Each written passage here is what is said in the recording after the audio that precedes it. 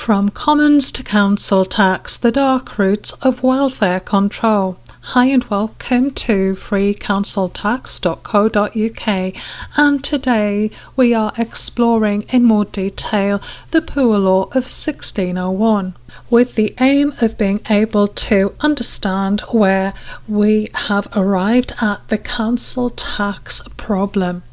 The Elizabethan Poor Law of 1601, so often lauded as the beginning of England's welfare system, was not merely a charitable gesture, it was a calculated mechanism of control. In truth, it marked a pivotal moment where the English state, cornered by social unrest and mounting poverty, intervened to manage a crisis it had helped to create. The backdrop was stark. In the wake of the dissolution of the monasteries, the traditional patchwork of religious charity had collapsed. This, combined with a booming population, failing harvests, and spiralling prices, plunged thousands into destitution. Does it sound familiar? Most significantly, the enclosure movement, the systematic fencing off of once communal lands, was gathering force. These lands had been the lifeblood of rural communities, sources of firewood, grazing, foraging, and livelihood. Suddenly, they were gone, enclosed by private landowners with Parliament's blessing.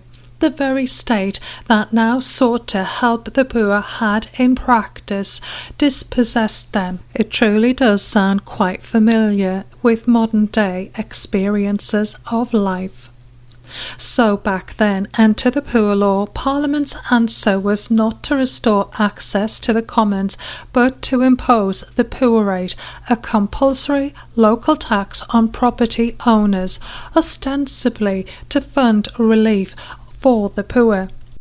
This tax, enforced at the parish level, offered minimal support to the deserving poor, those who were elderly, infirm, or orphaned, through small payments or food. Yet even this relief was deeply conditional, managed with suspicion and control.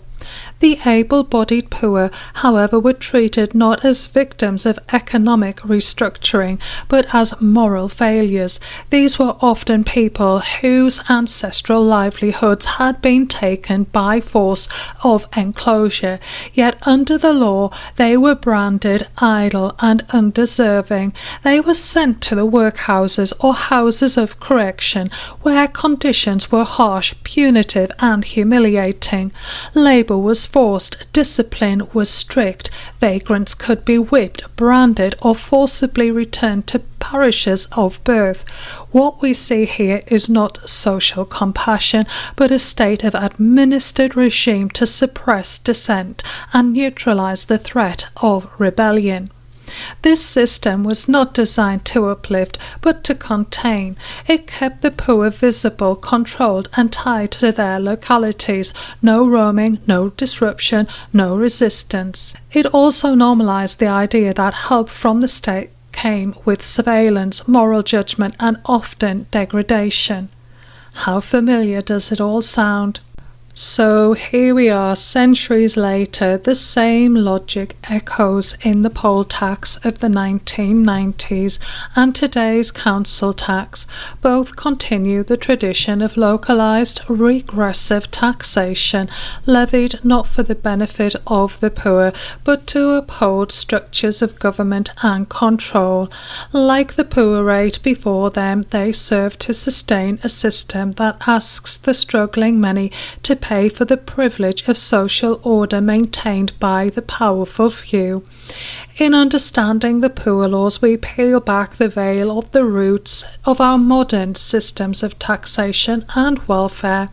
Far from being purely benevolent, they carry the DNA of control, coercion, and containment, remnants of a time when the dispossessed were blamed for their own dispossession. And if this makes you think about 15-minute smart cities, digital IDs, and so on, then you resonate with me.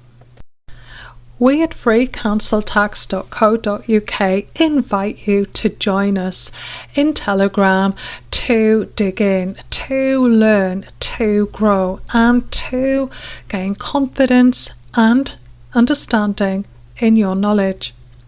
Knowledge is power, and power is in the people.